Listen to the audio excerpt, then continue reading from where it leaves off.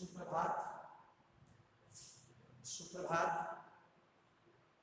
प्रिय बच्चों, पिछले क्लास में शीर्षक भेड़े और भेड़िए के अंतर्गत पाठगत बातों से आपको अवगत कराया गया था। आज पुनः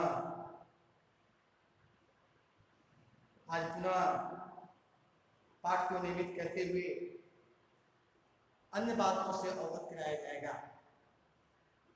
पिछले क्लास में हम लोगों ने देखा था कि जो बूढ़ा सियार है भेड़िए के रूप को बदलता है, वह उसके मस्तक पर तिलक लगाता है, कंठी माला पहनाता है, उसके मुंह में घास के तिनके खोस करके उसे पूर्ण रूप से शाकाहारी बना देता है। उसका यह भी आदेश है कि वह अपना हिंसक आंखों को ऊपर न उठाए, हमेशा जमीन की ओर देखे और बोलना भी मना है। कारण अगर वह यह तीनों काम को करता है तो उसका जो रहस्य है, पोल है, वह खुल जाएगा और अंततः जिस कार्य के लिए ये सारे कुचक्र रचे जा रहे हैं इसका पर्दाफाश हो जाएगा। स्वाभाविक रूप से वह नहीं चाहता, वह यह चाहता है कि कम से कम ऐसा न हो। वह उस 90% जो भेड़ें हैं, 10% भेड़ियों का शासन स्थापित हो, ताकि जिस अवसर की तलाश में ये सियार है उसे कम से कम वह अवसर प्राप्त हो।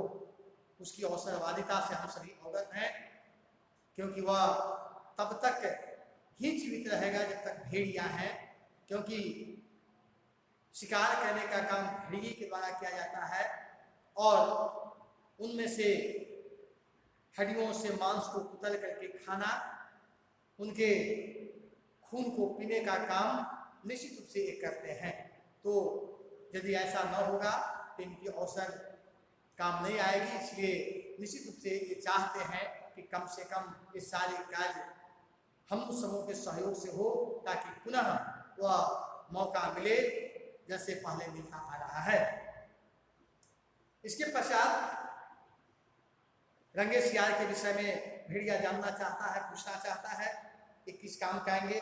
उसने मुझे बताया कि भाई ये बड़े काम के हैं, ये प्रचार के सारे कार्य के दायित्वों का वहन इन्हीं लोग करेंगे।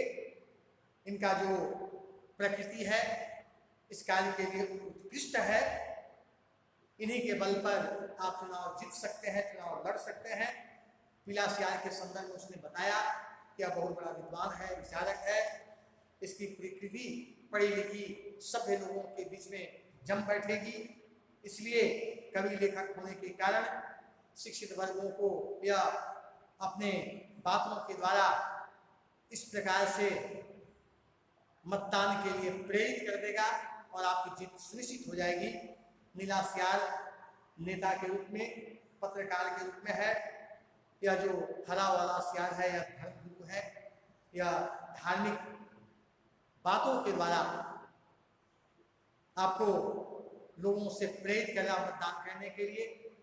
आप देखे भी होंगे कभी कभी मंदिरों मस्जिदों गुरुद्वारा चर्चित जो पुजारी लोग होते हैं, जो गुरु होते हैं, वे क्या करते हैं, अपने जो अनुयायी हैं उनको प्रेरित करते हैं कि आप इसमें मतदान करो, इसमें मतदान करो, इसमें करो।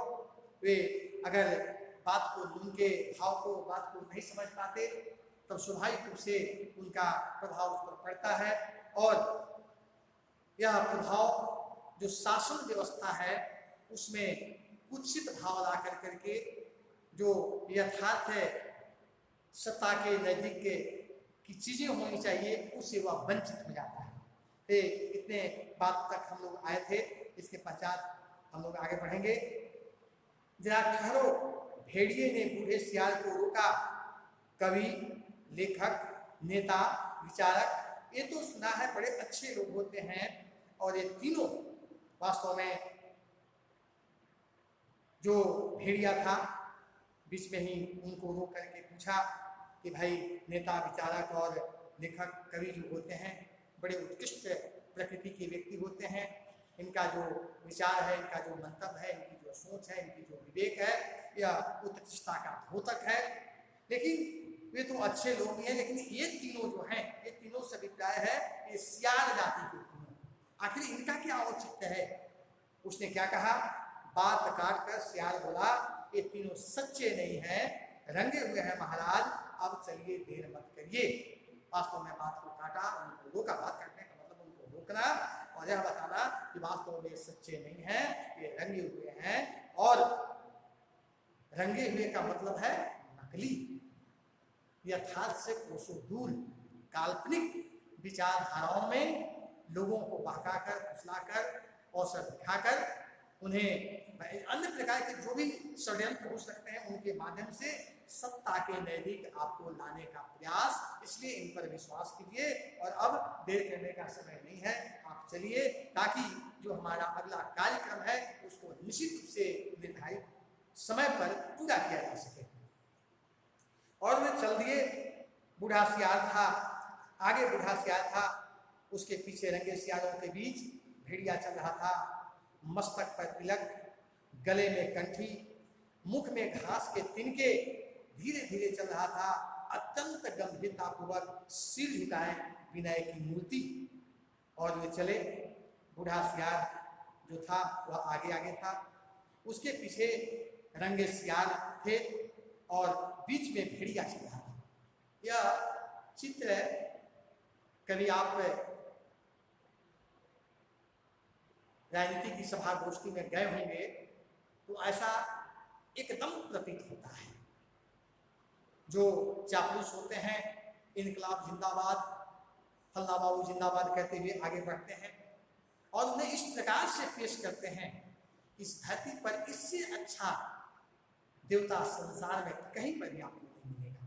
उसी प्रकार से सियारों के बीच में भेड़िया बेचारा चल रहा था, एक नेता बन करके।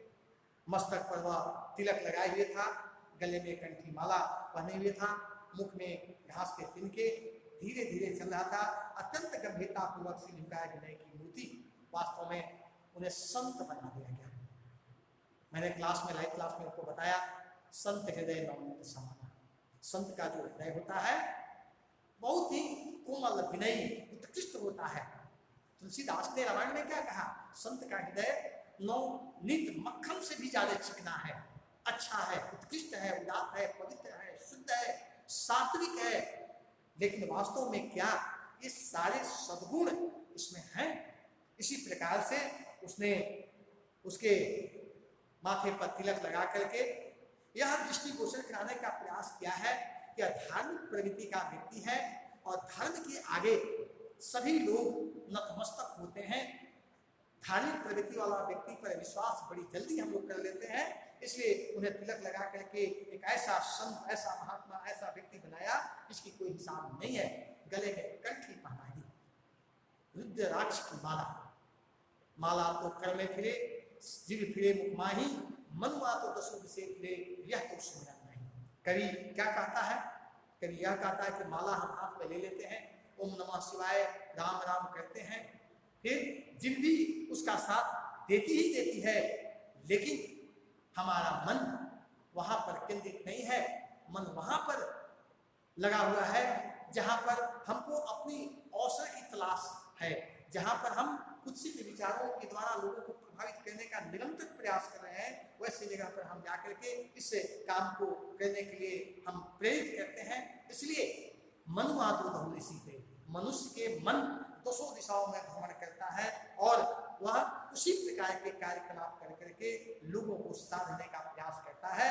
यहाँ पर चूंकि उसने मस्तक पर तिलक लगाकर, गले में कंठी की माला पहना करके, मुख में घास के तिनके डाल कर करके धीरे धीरे बड़े आराम से सभ्य तरीके से धीरे धीरे सभी प्राय है चलने का भी रंग ढंग। मान लीजिए किसी की हत्या बंद करने चाहते हैं तो आपकी मुख की आकृति, आपकी चाल ढाल, वेशभूषा सब में अंतर होता है, लेकिन यहाँ पर बिल्कुल एक सात्विक प्रवृत्ति वाला व्यक्ति की भांति वह धीरे धीरे चलता है, बड़ी गंभीरता शांत ढंग से चलता है और सिर झुकाए विनय की मूर्ति में लगता है कि विनम्रता का सारा पाठ उसने श्रवण कर लिया है, अध्ययन कर लिया है, मनन कर लिया है, चिंतन कर लिया है और उसके अनुसार ही वह इन क्रियाओं को करने के लिए आगे बढ़ता चला जा रहा है।